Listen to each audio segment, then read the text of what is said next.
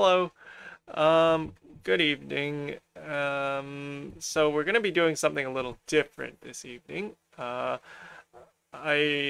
some of you may be aware, I just posted a video on a couple books that I was reading recently uh, by Christopher Alexander. There's the timeless way of building, and then there's also here a pattern language.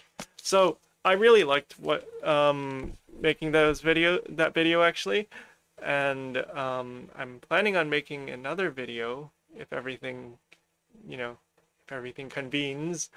Um, um,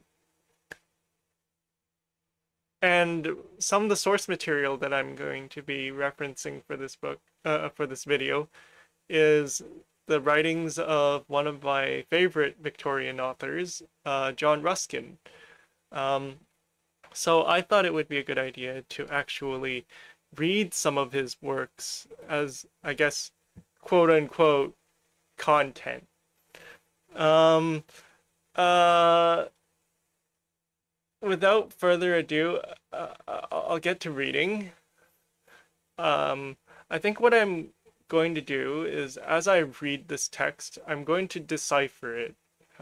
This being a reading club, so um, uh, uh, it's not. I hope it doesn't come across as an explainer, so much as it is about discussing the meaning of this rather wordy Victorian English, which I myself need to digest slowly, piecemeal. So I'm going to play a little bit of music in the back. Hopefully that isn't distracting. If it is distracting, then kindly let me know, and in the future I will not play music in the background. Um, uh, so let's get to reading. I'll start. Let's talk a bit about the poetry of architecture. So I'm on Wikisource here. The link is in the description of this live feed, so that you can read along with me. The Poetry of Architecture, 1873 by John Ruskin. It was serialized, so it was published in like magazines in Loudon's architectural magazine from September 1837 to December 1838, under the pen name of Cataphizin, Greek for according to nature. It was a study of cottages, villas, other dwellings centered on a Wordsworthian argument that buildings should be sympathetic to their immediate environment and use local materials, and which also anticipated key themes in his later writings. Um, I think this is fairly early in his career, John Ruskin. Um, this probably predates his work, The Seven Lamps of Architecture, which is where I know him from. In fact, if I look it up, yes, The Seven Lamps of Architecture was written like 12 years after The Poetry of Architecture. So, I guess no surprise here. I'm going to be reading The Seven Lamps of Architecture later.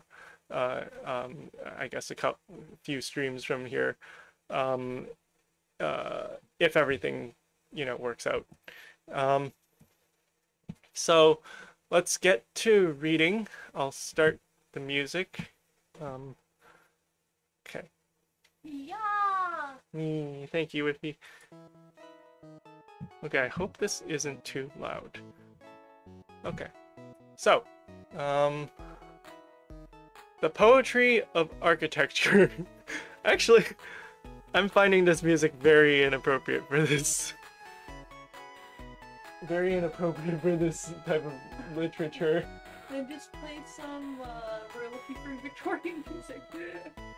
Royalty-free Victorian music is hard to come by. All Victorian music is royalty. Yeah, but I have to find recordings. Oh yeah, you're right. Yeah. I'm going to stop this music and probably not play any of it. And I'm gonna give you one of these bad boys. Wow. Okay, no music then. Okay. Wow. A big Okay. smooch. So, Oh, you do. all right. Okay. In fact, if seeing as I'm not listening to any music, I'm going to take these headphones off. And be your cute self. Yes, and be myself. Your cute self. My You cute missed self. the integral word of that sentence. Wah, wifey. Wah. Okay. The poetry of architecture. Let my words be music then. Or be entertaining enough. It is a melody to me. Oh. Okay. The poetry of architecture, cottage, villa, etc., to which is added suggestions on works of art by cataphysian, conjectured nom de plume of John Ruskin, with numerous illustrations. New York, John Wiley and Son, 15 Astor Place, 1873.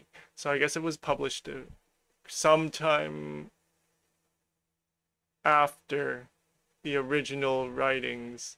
1873 being like 40 years later. Okay. Okay.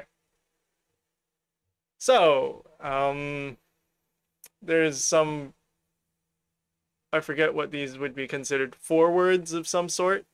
It is not generally known that Mr. Ruskin contributed a number of most interesting articles on the poetry of architecture, etc., to this magazine, Loudon's Architectural Magazine, under the nom de plume of Cataphysian, London. It's like a username. It's like if I left like a whole bunch of really insightful Reddit comments, and it's like it is not 50 years later. It's like it was not known that Mr. Hub contributed a number of most interesting articles under the username of BreadPix. Anyways, Massachusetts, February 1873, and then Messieurs Wiley and Son.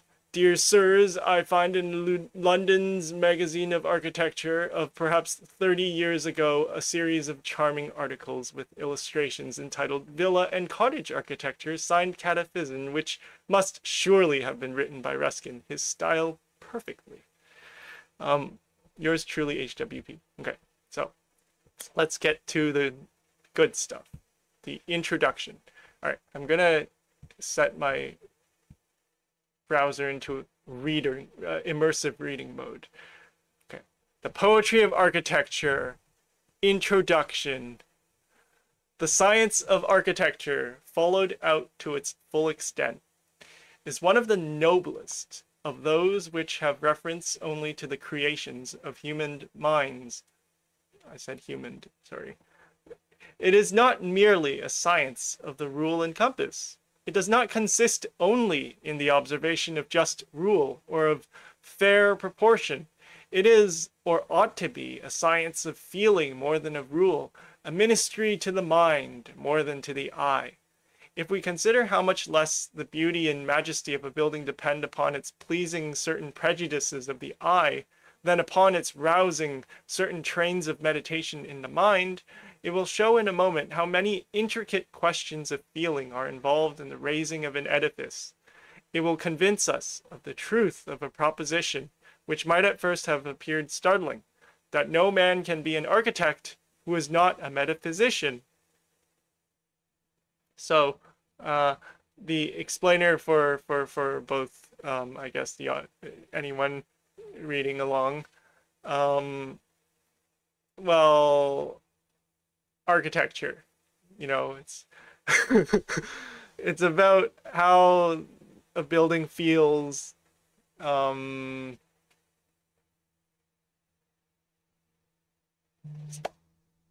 it's not necessarily just about following rules, or it's not an exact science. It's more, it's something of an art. if Okay, never mind. I don't think there's actually much for me to contribute to the discussion on this first paragraph because it's kind of straightforward. So let me just close this little window on the side here so that it's not in the way of the text. There we go. Media player is now closed. Okay. So, more dry reading ensues. Okay. To the illustration of the department of this noble science, which may be designated the poetry of architecture, this and some future articles will be dedicated. It is this peculiarity of the art which constitutes its nationality, and it will be found as interesting as it is useful to trace in the distinctive characters of the architecture of nations not only its adaptation to the situation and climate in which it has arisen, but its strong similarity to and connection with the prevailing turn of mind by which the nation who first employed it is distinguished. So it's kind of it's kind of my thoughts on this passage is that he's saying that there's like regional, yes, at a banal level, yes, there are regional influences, but he's saying that or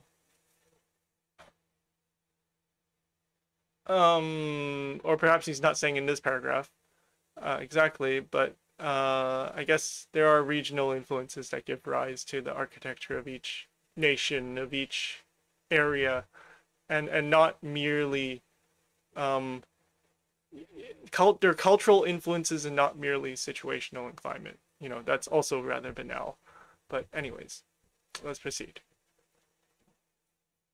I consider the task I have imposed upon myself the more necessary, because this department of the science, perhaps regarded by some who have no ideas beyond stone and mortar as chimerical, and by others who think nothing necessary but truth and proportion as useless, is at a miserably low ebb in England.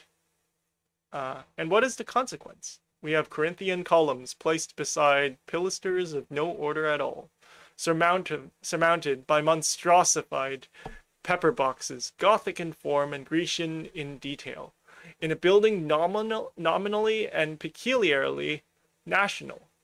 We have Swiss cottages, falsely and calumniously so entitled, dropped in the brick fields around the metropolis, and we have staring, square-windowed, flat-roofed gentlemen's seats of the lath and plaster. Lath and plaster? I don't know how to pronounce that word.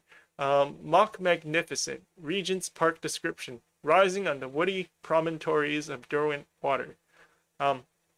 So first of all, I have to say that John Ruskin is an art critic, so he is very critical, as you might be realizing, of when the form of buildings is not to good taste, or in this case, when there's no unity is his thing, to these buildings. You know, he doesn't like the idea of having something that's Gothic in form and Greek in detail. I mean, I'm kind of cherry picking what he's writing here, but at the same time, it's needless to say that he has strong opinions on what is good building, what is good architecture, and it's a very aesthetic judgment, if I might note.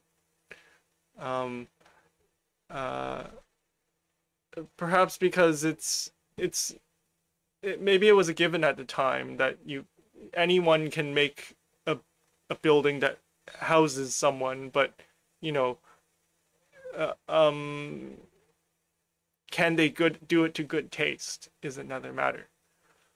You know, this is somewhat contrary to perhaps Christopher Alexander's work. At first glance, anyways, you might think, okay, so he's saying that architecture shouldn't be left to the masses. But, you know, I think there is a degree of compatibilism between you know, the masses should have control over the places they live in, versus the masses should, you know, should not, maybe. Um, the their degree of compatibility being dependent on um, how much control I guess the people have over the places they live in, you know, and the kind of control they have over the places they live in. You can certainly have a say in how the architect does your house, which we don't even have in most of, you know, I guess most of the houses that most people can afford to live in nowadays. Um, okay, so anyways, moving on, there's an economic argument there that I don't really, I'm not able to address. Okay. How deeply is it to be regretted? How much is it to be wondered at that in a country whose school of painting, though degraded by its system of meretricious coloring and disgraced by hosts of would-be imitators of inimitable individuals, is yet raised by the distinguished talent of those individuals to a place of well-deserved honor, and the studios of whose sculptors are filled with designs of the most pure simplicity and most perfect animation, the school of architecture should be so miserably debased. Mm-hmm. There are, however, many reasons for a fact so lamentable. In the first place, the patrons of architecture, I am speaking of all classes of buildings from the lowest to the highest, are a more numerous and less capable class than those of painting. The general public, and I say it with sorrow because I know it from observation, have little to do with the encouragement of the school of painting, beyond the power which they unquestionably possess and unmercifully use, of compelling our artists to substitute glare for beauty. Observe the direction of public taste at any of our exhibitions. We see visitors at that of the Society of Painters and Watercolors passing Taylor with anathemas, and Lewis with indifference, to remain in reverence and admiration before certain amiable white lambs and water lilies whose artists shall be nameless. We see them in the Royal Academy passing by Wilkie, Turner, and Callcott, with shrugs of doubt or even of scorn, to fix in gazing and enthusiastic crowds upon kettles full of witches and his majesty's ships so and so lying to in a gale, etc., etc. But these book pictures attain no celebrity because the public admire them, for it is not to the public that the judgment is entrusted. It is by the chosen few, by our nobility and men of taste and talent, that the decision is made, the fame bestowed, and the artist encouraged. Not so in architecture. There the power is generally diffused. Every citizen may box himself up in as barbarous a tenement as suits his taste or inclination. The architect is his vassal, and must permit him not only to criticize, but to perpetrate. The palace or the nobleman's seat may be raised in good taste, and become the admiration of a nation, but the influence of their owner is terminated by the boundary of his estate. He has no command over the adjacent scenery, and the possessor of every 30 acres around him has him at his mercy. The streets of our cities are examples of the effects of this clashing of different tastes, and they are either remarkable for the utter absence of all attempt at embellishment, or disgraced by every variety of abomination. Once again, John Ruskin, art critic, architecture critic, extremely judgmental, thinks that the masses don't know anything, basically, about taste. You know, you kind of see Squidward there, but as we grow older, I think we all come to appreciate Squidward. Anyways, I love this guy. Okay. Again, in a climate like ours, Those few who have knowledge and feeling to distinguish what is beautiful are frequently prevented by various circumstances from erecting it. John Bull's comfort perpetually interferes with his good taste, and I should be the first to lament his losing so much of his nationality as to permit the latter to prevail. He cannot put his windows into a recess without darkening his rooms. He cannot raise a narrow gable above his walls without knocking his head against the rafters. And worst of all, he cannot do either without being stigmatized by the awful, inevitable epithet of a very odd man. But though much of the degradation of our present school of architecture is owing to the want or the unfitness of patrons, surely it is yet more attributable to a lamentable deficiency of taste and talent among our architects themselves. It is true that in a country affording so little encouragement and presenting so many causes for its absence, it cannot be expected that we should have any Michelangelo Buonarrotis. The energy of our architects is expended in raising neat poorhouses and pretty charity schools, and if they ever enter upon a work of a higher rank, economy is the order of the day. Plaster and stucco are substituted for granite and marble, rods of splashed iron for columns of verd antique, and in the wild struggle after novelty, the fantastic is mistaken for the graceful, the complicated for the imposing, superfluity of ornament for beauty, and its total absence for simplicity. But all these disadvantages might in some degree be counteracted, and all these abuses in a great degree prevented, were it not for the slight attention paid by our architects to that branch of the art which I have above designated as the poetry of architecture. All unity of feeling, which is the first principle of good taste, is neglected. We see nothing but incongruous combination. We have pinnacles without height, windows without light, columns with nothing to sustain, and buttresses with nothing to support. We have parish paupers smoking their pipes and drinking their beer under Gothic arches and sculptured niches, and, pardon me, quiet old English gentlemen reclining on crocodile stools and peeping out of the windows of Swiss chalets. I shall attempt, therefore, to endeavor to illustrate the principle from the neglect of which these abuses have arisen, that of unity of feeling, the basis of all grace, the essence of all beauty. We shall consider the architecture of nations as it is influenced by their feelings and manners, as it is connected with the scenery in which it is found, and with the skies under which it was erected.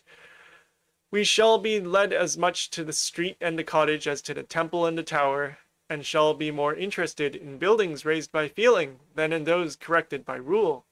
We shall commence with the lower class of edifices, proceeding from the roadside to the village, and from the village to the city, and if we succeed in directing the attention of a single individual more directly to this most interesting department of the science of architecture, we shall not have written in vain. Okay, so that was the introduction. A lot to take in there. But I think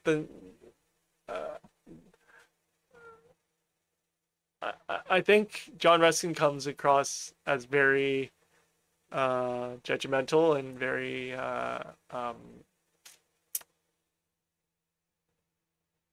very elitist. But that's kind of what you get from an art critic, I think. So whether just because he's an art critic doesn't mean that he doesn't, or just because he judges things in a very elitist way doesn't mean that he doesn't have any valid points. And certainly, I actually really like his writings, some of his writings on architecture. And as we explore this together, I will form my opinion of this piece. But let us proceed. To move past the introduction towards the first chapter. Okay.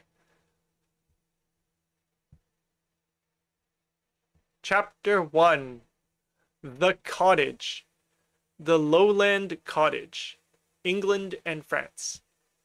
Of all embellishments by which the efforts of man can enhance the beauty of natural scenery, those are the most effective which can give animation to the scene, while the spirit which they bestow is in unison with its general character.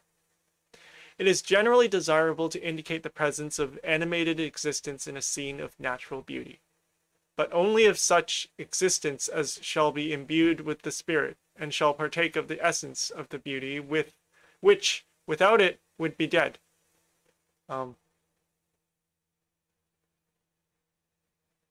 If our object, therefore, is to embellish a scene, the character of which is peaceful and unpretending, we must not erect a building fit for the abode of wealth or pride.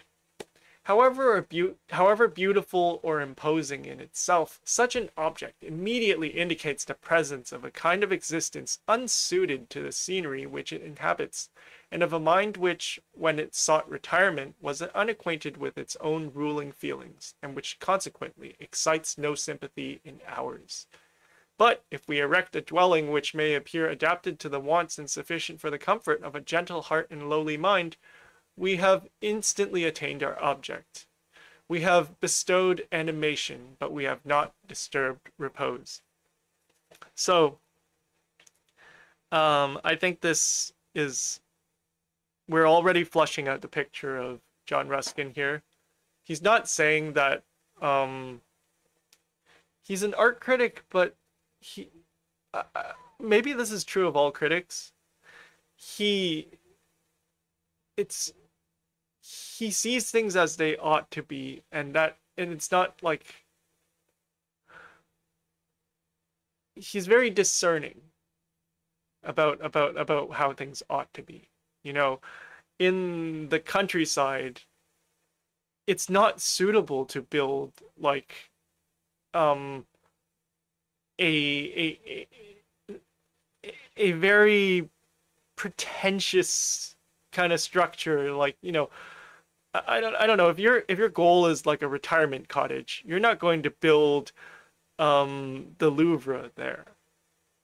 Like, you don't, maybe that's an extreme example. I just mean to say that you're not going to build something that is unsuited to the environment, but also unsuited to I guess the purpose of the place. But the purpose is my you know, I inject my own opinion there, my own understanding there. Let's try and focus on what he's saying. Okay. It is for this reason that the cottage is one of the embellishments of natural scenery which deserve attentive consideration. It is beautiful always and everywhere, whether looking out of the woody dingle with its eye-like window and sending up the motion of azure smoke between the silver trunks of aged trees, or grouped among the bright cornfields of the fruitful plain, or forming gray clusters along the slope of the mountain side. The cottage always gives the idea of a thing to be beloved, a quiet, life-giving voice that is as peaceful as silence itself. So that's a nice vision of like what a cottage ought to be. A very peaceful vision. With these feelings, we shall devote some time to the consideration of the prevailing characters and national peculiarities of European cottages. The principal thing worthy of observation in the lowland cottage of England is its finished neatness. The thatch is firmly pegged down and mathematically leveled at the edges, and though the martin is permitted to attach his humble domicile in undisturbed security to the eaves, he may be considered as enhancing the effect of the cottage, by increasing its usefulness and making it contribute to the comfort of more beings than one.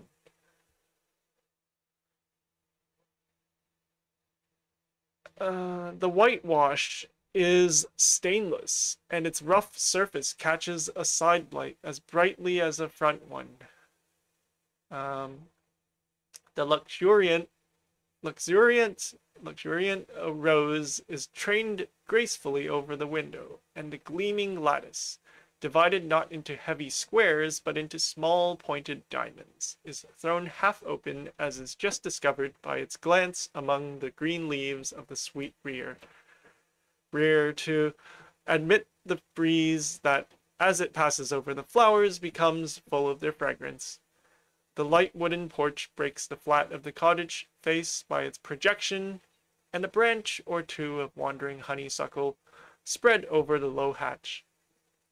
A few square feet of garden and a latched wicket, persuading the weary and dusty pedestrian with expressive eloquence to lean upon it for an instant and request a drink of water or milk, complete a picture which, if it be far enough from London to be unspoiled by town sophistications, is a very perfect thing in its way.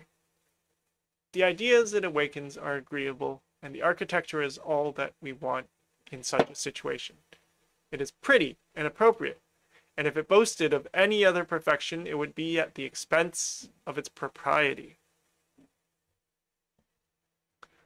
Let us now cross the channel and endeavor to find a country cottage on the other side, if we can, for it is a difficult matter.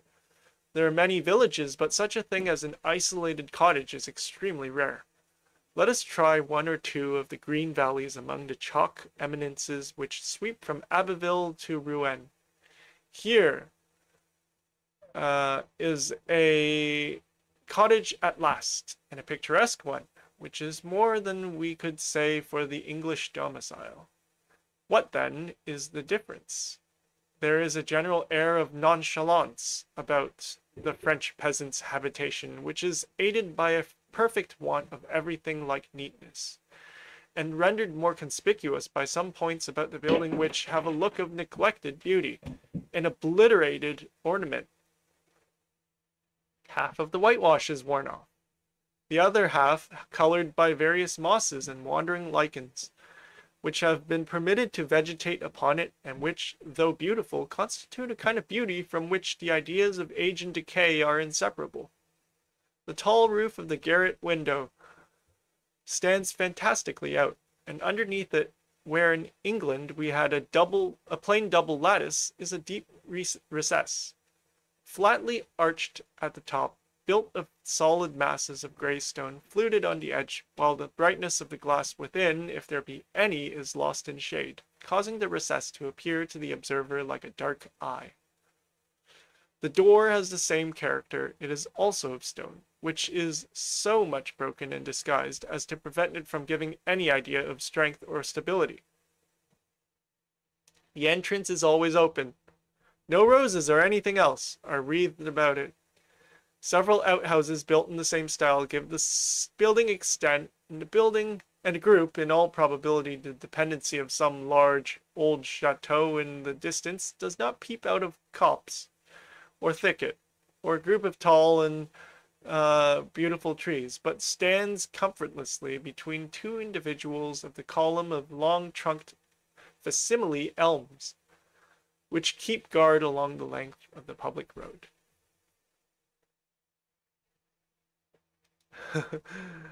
Now, let it be observed how perfectly, how singularly, the distinctive characters of these two cottages agree with those of the countries in which they are built and of the people for whose use they are constructed.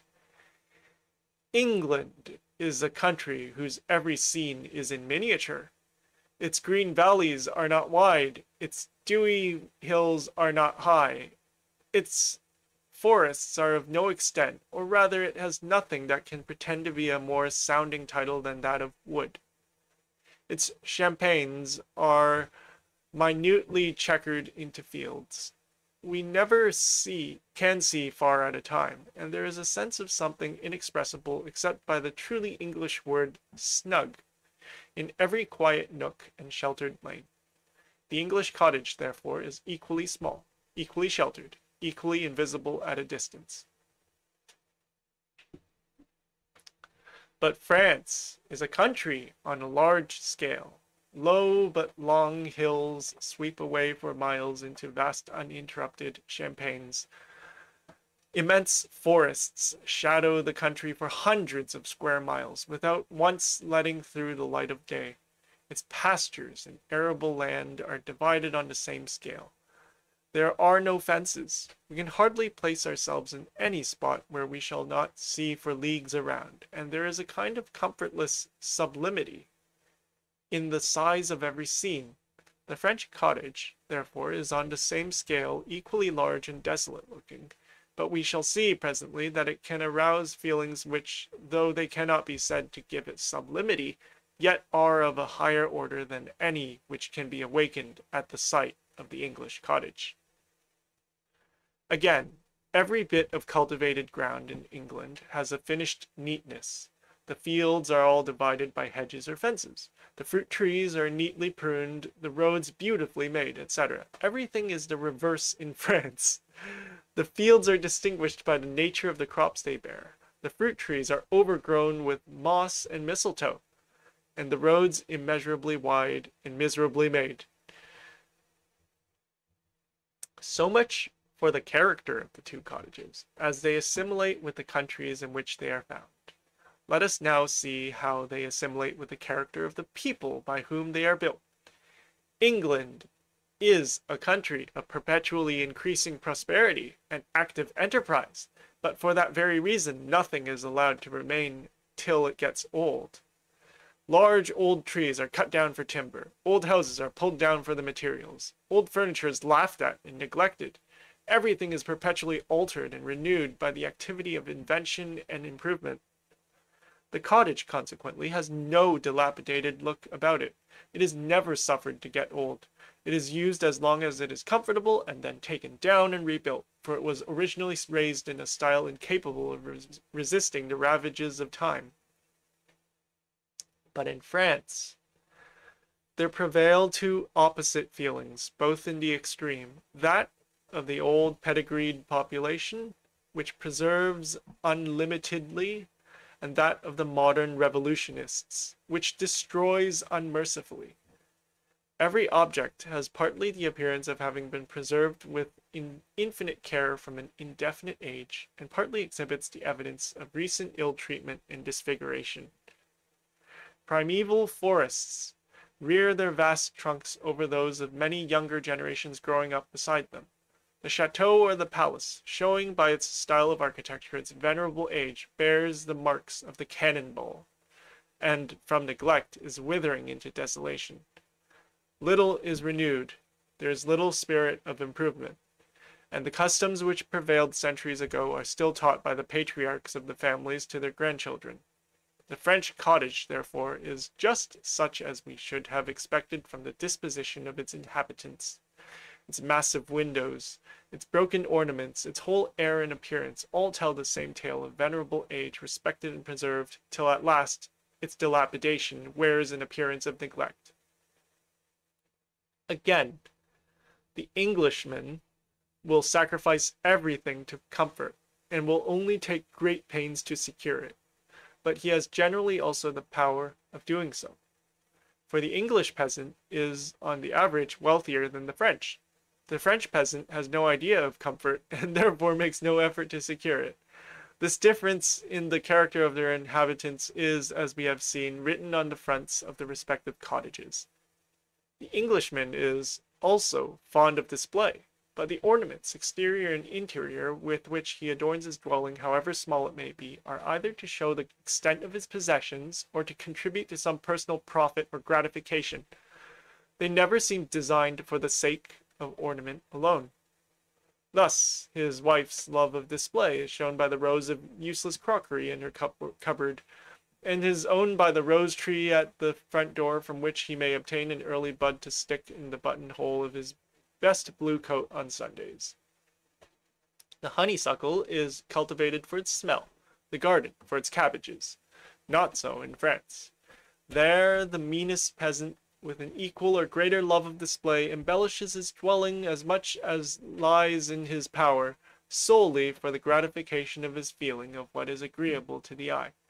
The gable of his roof is prettily shaped, the niche at its corner is richly carved, the wooden beams, if there be any, are fashioned into grotesque figures, and even the air negligee and general dilapidation of the building tell 1,000 times more agreeably to an eye accustomed to the picturesque than the spruce preservation of the English cottage.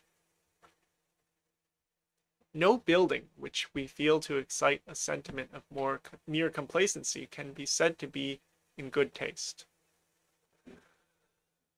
On the contrary, when the building is of such a class that it can neither astonish by its beauty nor impress by its sublimity, and when it is likewise placed in a situation so uninteresting as to render something more than mere fitness or propriety necessary, and to compel the eye to expect something from the building itself, a gentle contrast of feeling in that building is exceedingly desirable, and if possible, a sense that something has passed away, the presence of which would have bestowed a deeper interest on the whole scene. The fancy will immediately try to recover this, and in the endeavor will obtain the desired effect from an indefinite cause. That's a bit theoretical there. An abstract. Now, the French cottage cannot please by its propriety, for it can only be adapted to the ugliness around, and as it ought to be, and cannot but be, adapted to this, it is still less able to please by its beauty. How then can it please? There is no pretense to gaiety in its appearance, no green flower pots and ornamental lattices, but the substantial style of any ornaments it may possess, the recessed windows, the stone carvings, and the general size of the whole unite to produce an impression of the building having once been fit for the residence of prouder inhabitants, of its having once possessed strength, which is now withered, and beauty, which is now faded. This sense of something lost, something which has been and is not, is precisely what is wanted.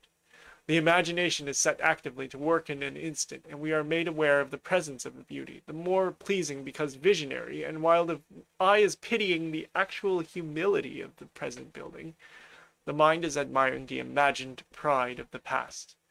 Every mark of dilapidation increases this feeling, while these very marks, the fractures of the stone, the lichens of the mouldering walls, and the graceful lines of the sinking roof, are all delightful in themselves. This is France, 200 years ago. So, it's, if it doesn't make sense, then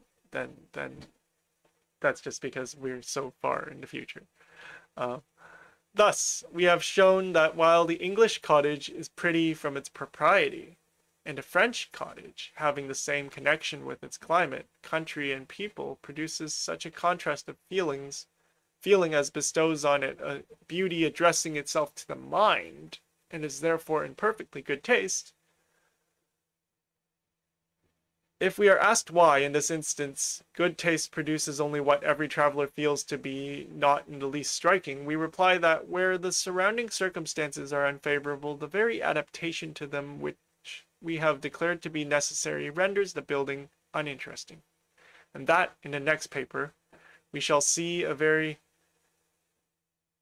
different result from the operations of equally good taste in adapting a cottage to its situation in one of the noblest districts of Europe. Our subject will be the lowland cottage of North Italy. Okay. So, okay. This is my first time reading this text, and while I agree that he's saying that buildings will reflect the prevailing character of a region, it is very honest to that, and I'm I reserve the right not to have an opinion on that. All right, so let's move on to chapter 2 on the cottage.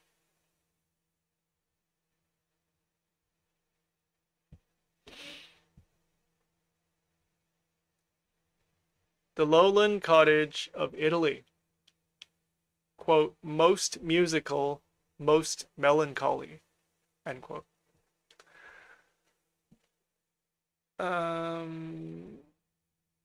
Let it not be thought that we are unnecessarily detaining our readers from the proposed subject, if we premise a few remarks on the character of the landscape of the country which we have now entered.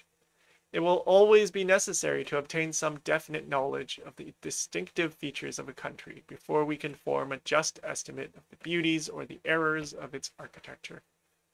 We wish our readers to imbue themselves as far as may be with the spirit of the clime which we are now entering, to cast away all general ideas, to look only for unison of feeling, and to pronounce everything wrong which is contrary to the humors of nature. We must make them feel where they are. We must throw a peculiar light and color over their imaginations. Then we will bring their judgment into play, for then it will be capable of just operation. We have passed, it must be observed, in leaving England and France for Italy, from comfort to desolation, from excitement to sadness. We have left one country prosperous in its prime and another frivolous in its age, for one glorious in its death.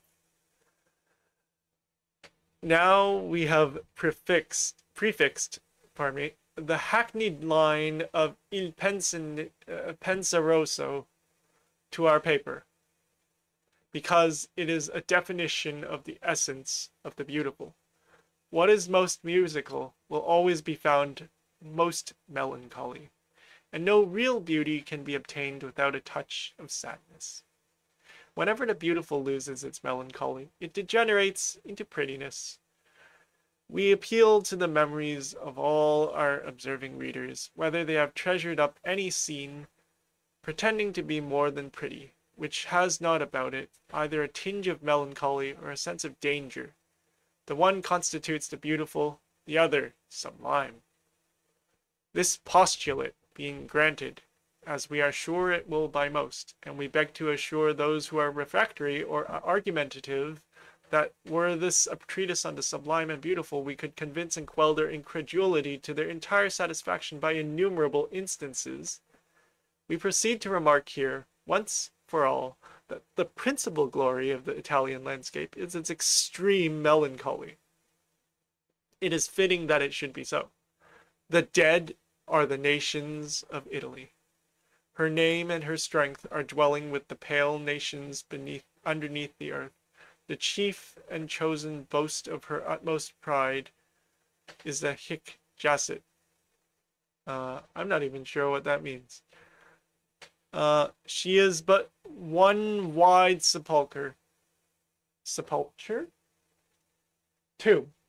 You know the word that means tomb? Sepulchre? I've never heard of that. And all her present life is like a shadow or a memory. And therefore, or rather by a most beautiful coincidence, her national tree is the cypress. And whoever has remarked the peculiar character which these noble shadowy spires can give to her landscape, lifting their majestic troops of waving darkness from beside the fallen column, or out of the midst of the silence of the shadowed temple and worshipless shrine, seen far and wide over the blue of the faint plain, without loving the dark trees for their sympathy with the sadness of Italy's sweet cemetery's shore, is one who profanes her soil with his footsteps. Every part of the landscape is in unison. The same glory of morning is thrown over the whole. The deep blue of the heavens is mingled with that of the everlasting hills, or melted away into the silence of the sapphire sea. The pale cities, temple and tower, lie gleaming along the champaign, but how calmly! No hum of men, no motion of multitude in the midst of them. They are voiceless as the city of ashes. The transparent air is gentle among the blossoms of the orange and the dim leaves of the olive, and the small fountains, which in any other land would spring merrily along, sparkling and singing among tinkling pebbles, here flow calmly and silently into some pale font of marble. All beautiful with life, worked by some unknown hand, long ago nerveless, and fall and pass on among wan flowers and scented copse, through cool leaf-lighted caves or pardon me, or gray Aegean grottos, to join the Tiber River or the Eridanus, to swell the naves of this is really testing my pronunciation. To swell the waves of Nemi, or the Larian Lake. The most minute objects, leaf, flower, and stone, while they add to the beauty, seem to share in the sadness of the whole. But if one principal character of Italian landscape is melancholy, another is elevation. We have no simple rusticity of scene, no cowslip and buttercup humility of seclusion. Tall mulberry trees, with festoons of the luxuriant vine, purple with ponderous clusters, trailed and trellised between and over them, shade the wide fields of stately Indian corn. Luxuriance of lofty vegetation, catalpa and aloe and olive, ranging itself in lines of massy light along the wan champaign, guides the eye away to the unfailing wall of mountain, Alp or Apennine. No cold, long range of shivery gray, but dazzling light of snow, or undulating breadth of blue, fainter and darker in infinite variety. Peak, precipice, and promontory, passing away into the wooded hills, each with its tower or white village sloping into the plain. Castellated battlements, cresting their undulations, some wide, majestic river, gliding along the Champagne, the bridge on its breast and the city on its shore, the whole canopied with cloudless azure, basking in mistless sunshine, breathing the silence of odoriferous air. Now comes the question. In a country of this pomp of natural glory, tempered with melancholy memory of departed pride, what are we to wish for? What are we naturally to expect in the character of her most humble edifices, those which are most connected with present life, least with the past? What are we to consider fitting or beautiful in her cottage? We do not expect it to be comfortable. Pardon me.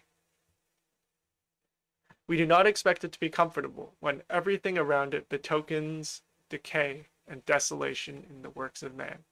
We do not wish it to be neat, where nature is most beautiful because neglected.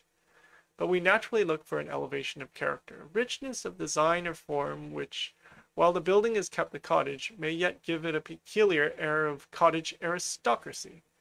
A beauty, no matter how dilapidated, which may appear to have been once fitted for the surrounding splendor of scene and climate. Now, let us fancy an Italian cottage before us. The reader who has traveled in Italy will find little difficulty in recalling one to his memory, with its broad lines of light and shadow and its strange but not unpleasing mixture of grandeur and desolation. Let us examine its details, enumerate its architectural peculiarities, and see how far it agrees with our preconceived idea of what the cottage ought to be. The first remarkable point of the building is the roof. It generally consists of tiles of very deep curvature, which rib it into distinct vertical lines, giving it a far more agreeable surface than that of our flatter tiling. The form of the roof, however, is always excessively flat, so as to never let it intrude upon the eye. And the consequence is that while an English village, seen at a distance, appears all red roof, the Italian is all white wall, and therefore, though always bright, it is never gaudy. We have in these roofs an excellent example of what should always be kept in mind, that everything will be found beautiful, which climate or situation render useful. there's this picture here of this illustration here of a cottage near La Cité Val d'Aosta. Interesting. Um, uh, this is my first time seeing it. It's dilapidated, but okay. The strong and constant heat of the Italian sun would be intolerable if admitted at the windows, and therefore the edges of the roof project far over the walls and throw long shadows downwards, so as to keep the upper windows constantly cool. These long oblique shadows on the white surface are always delightful, and are alone sufficient to give the building character. They are peculiar to the buildings of Spain and Italy, for, owing to the general darker color of those of more northerly climates, the shadows of their roofs, however far thrown, do not tell distinctly and render them not varied, but gloomy.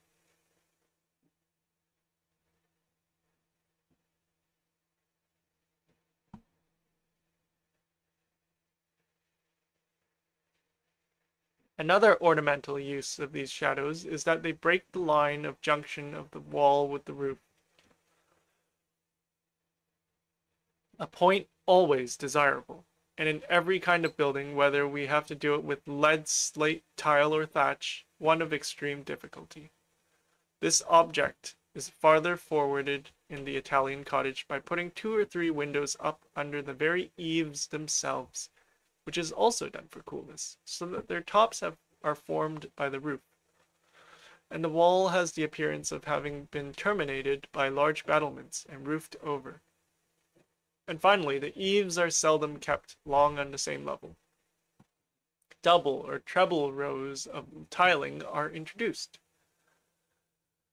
Long sticks and irregular woodwork are occasionally attached to them to assist the festoons of the vines, and the graceful irregularity and marked character of the whole must be dwelt on with equal delight by the eye of the poet, the artist, or the unprejudiced architect. All, however, is exceedingly humble. We have not yet met with the elevation of character we expected. We shall find it, however, as we proceed. The next point of interest is the window. The modern Italian is completely owl-like in his habits. All the daytime he lies idle and inert, but during the night he is all activity. But it is mere activity of inoccupation. Idleness, partly induced by the temperature of the climate, and partly consequent on the decaying prosperity of the nation, leaves indications of its influence on all his undertakings. He prefers patching up a ruin to building a house. He raises shops and hovels, the abodes of inactive, vegetating, brutish poverty, under the protection of the aged and ruined, yet stalwart arches of the Roman amphitheater. And the habitations of the lower orders frequently present traces of ornament and stability of material evidently belonging to the remains of a prouder edifice. This is the case sometimes to such a degree as, in another country, would be disagreeable from its impropriety, but in Italy it corresponds with the general prominence of the features of a past age, and is always beautiful. Thus the eye rests with delight on the broken moldings of the windows, the sculptured capitals of the corner columns, contrasted as they are, the one with the glassless blackness within, the other with the ragged and dirty confusion of drapery around. The Italian window, in general, is a mere hole in the thick wall, always well proportioned, occasionally arched at the top, sometimes with the addition of a little rich ornament, seldom, if ever, having any casement or glass, but filled up with any bit of striped or colored cloth, which may have the slightest chance of deceiving the distant observer into the belief that it is a legitimate blind. This keeps off the sun and allows a free circulation of air, which is the great object. When it is absent, the window becomes a mere black hole, having much the same relation to a glazed window that the hollow of a skull has to a bright eye. not unexpressive, but frowning and ghastly, and giving a disagreeable impression of utter emptiness and desolation within. Yet, there is character in them. The black dots tell agreeably on the walls at a distance, and have no disagreeable sparkle to disturb the repose of surrounding scenery. Besides, the temperature renders everything agreeable to the eye, which gives it an idea of ventilation. A few roughly constructed balconies projecting from detached windows usually break the uniformity of the wall. In some Italian cottages there are wooden galleries resembling those so frequently seen in Switzerland, but this is not a very general character, except in the mountain valleys of North Italy, although sometimes the passage is effected from one projecting portion of the house to another by means of an exterior gallery. These are very delightful objects, and when shaded by luxuriant vines, which is frequently the case, impart a gracefulness to the building otherwise unattainable.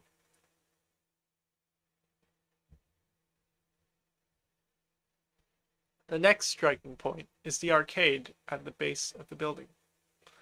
This is general in cities, and though frequently wanting to the cottage, is present often enough to render it an important feature.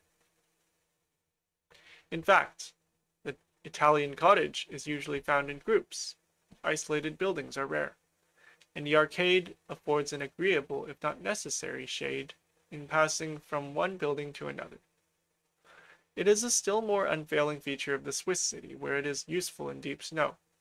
But the supports of the arches in Switzerland are generally square masses of wall, varying in size, separating the arches by irregular intervals and sustained by broad and massy buttresses, while in Italy the arches generally rest on legitimate columns, varying in height from 1.5 to 4 diameters, with huge capitals not unfrequently rich in detail. These give great gracefulness to the buildings and groups. They will be spoken of more at large when we are treating of arrangement and situation. The square tower, rising over the roof of the farther cottage, will not escape observation. It has has been allowed, no, I think this is a typo here.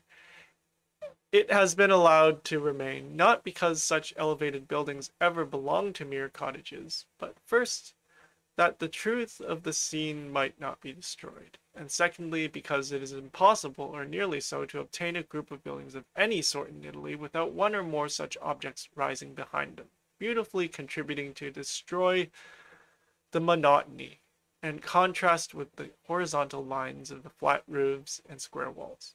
We think it right, therefore, to give the cottage the relief and contrast which, in reality, it possessed, even though we are at present speaking of it in the abstract.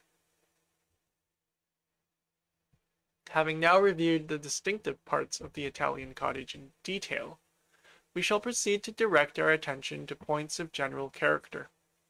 1. Simplicity of form. The roof, being flat, allows of no projecting garret windows, no fantastic gable ends. The walls themselves are equally flat, no bow windows or sculptured oriels, such as we meet with perpetually in Germany, France, or the Netherlands. Vary their white fronts. Now, this simplicity is, perhaps, the principal attribute by which the Italian cottage attains the elevation of character we desired and expected. All that is fantastic in form or frivolous in detail annihilates the aristocratic air of a building. It at once destroys its sublimity and size, besides awakening, as is almost always the case, associations of a mean and low character. The moment we see a gable roof, we think of cocklofts. The instant we observe a projecting window, of attics and tent bedsteads. Now the Italian cottage assumes, with the simplicity, l'air noble of buildings of a higher order, and though it avoids all ridiculous miniature mimicry of the palace, it discards the humbler attributes of the cottage. The ornament it assumes is dignified, no grinning faces or unmeaning notched planks, but well-proportioned arches, or tastefully sculptured columns. While there is nothing about it unsuited to the humility of its inhabitants, there is a general dignity in its air, which harmonizes beautifully with the nobility of the neighboring edifices or the glory of the surrounding scenery. 2. Brightness of effect. There are no weather stains on the wall. There is no dampness in air or earth by which they could be induced. The heat of the sun scorches away all lichens and mosses and moldy vegetation. No thatch or stone crop on the roof unites the building with surrounding vegetation. All is clear, warm, sharp on the eye. The more distant the building, the more generally bright it becomes, till the distant village sparkles out of the orange copse or the cypress grove with so much distinctness as might be thought in some degree objectionable. But it must be remembered that the prevailing color of Italian landscape is blue. Sky, hills, water are equally azure.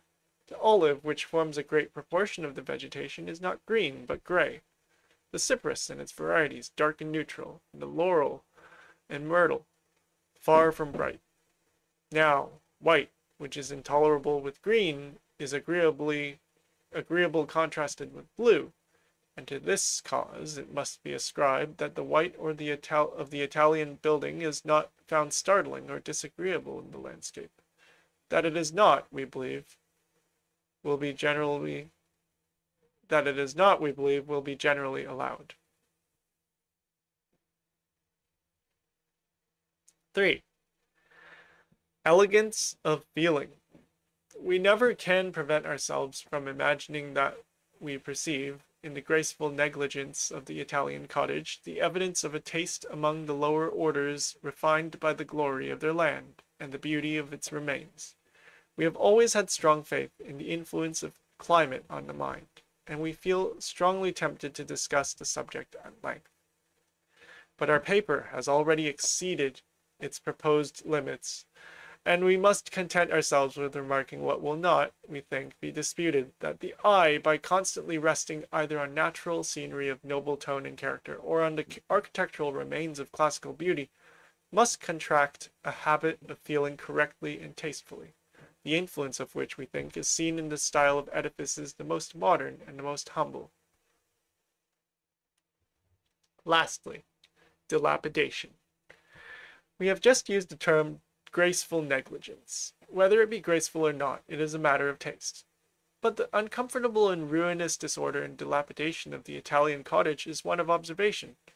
The splendor of the climate requires nothing more than shade from the sun, and occasionally shelter from a violent storm.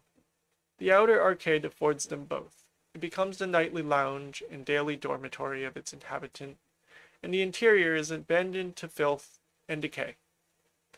Indolence watches the tooth of time with careless eye and nerveless hand. Religion, or its abuse, reduces every individual of the population to utter inactivity 3 days out of the 7. And the habits formed in the 3 regulate the 4. Abject poverty takes away the power, while brutish sloth weakens the will. And the filthy habits of the Italian prevent him from suffering from the state to which he is reduced. The shattered roofs, the dark, confused, ragged windows, the obscure chambers, the tattered and dirty draperies, altogether present a picture which, seen too near, is sometimes revolting to the eye, always melancholy to the mind. Yet even this many would not wish to be otherwise. Oh my goodness. The prosperity of nations, as of individuals, is cold and hard-hearted and forgetful. The dead die, indeed trampled down by the crowd of the living. The place thereof shall know them no more, for that place is not in the hearts of the survivors, for those whose interest they have made way, but adversity and ruin point to the sepulchre, and it is not, or sepulchre, I'm not sure how to pronounce that, and it is not trodden on, to the chronicle, and it doth not decay. Who would substitute the rush of a new nation, the struggle of an awakening power, for the dreamy sleep of Italy's desolation? For a sweet silence of melancholy thought, her twilight time of everlasting memories. Such, we think, are the principal distinctive attributes of the Italian cottage. Let it not be thought that we are wasting time in the contemplation of its beauties, even though they are of a kind which the architect can never imitate, because he has no command over time, no choice of situation, and which he ought not to imitate, if he could, because they are only locally desirable or admirable.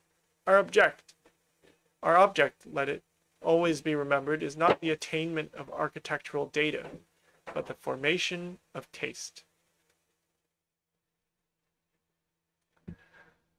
All right, that concludes chapter 2 about the lowland cottage of Italy.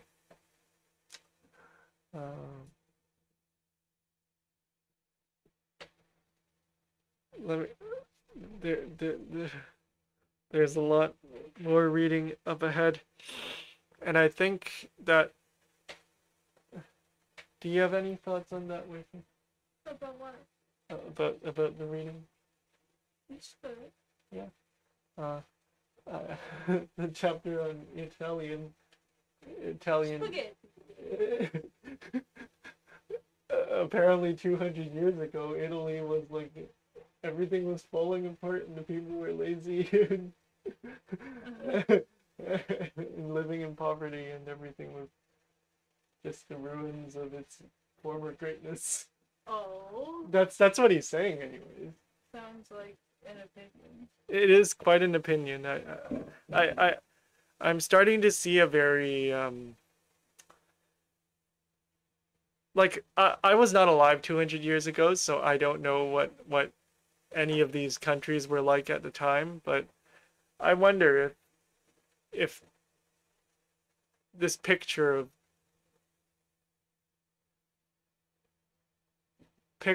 places, honest as it may be, whether it's accurate.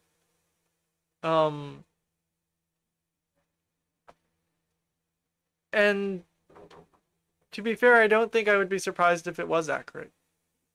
You know, maybe the national characters of these countries was a reflection of not merely cultural differences, but of economic differences, of historical differences. You know, the histories of these countries, and yeah. So today we reviewed we read these first 3 chapters. He starts with the cottages built in England in the mid 1800s or early mid 1800s. You know, this land of innovation. You know, the steam age was beginning. This land of innovation and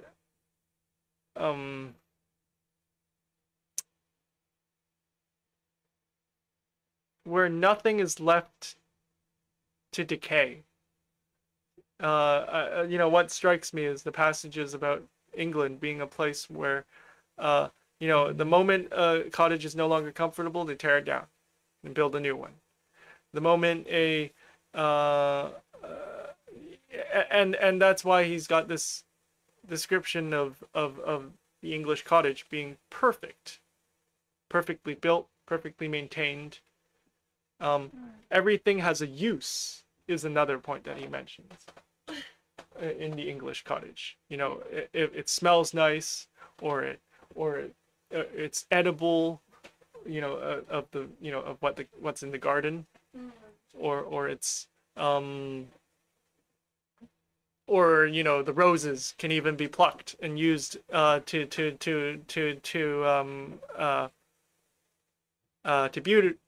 beautify. I don't know. You know, it's stuck in the lapel. um, I will. No, that's what I'm talking. But I'm talking for the stream. Why? Oh.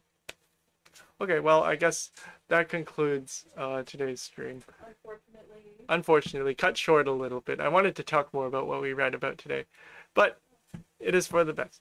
All right. Well, thank you to no one in particular for joining.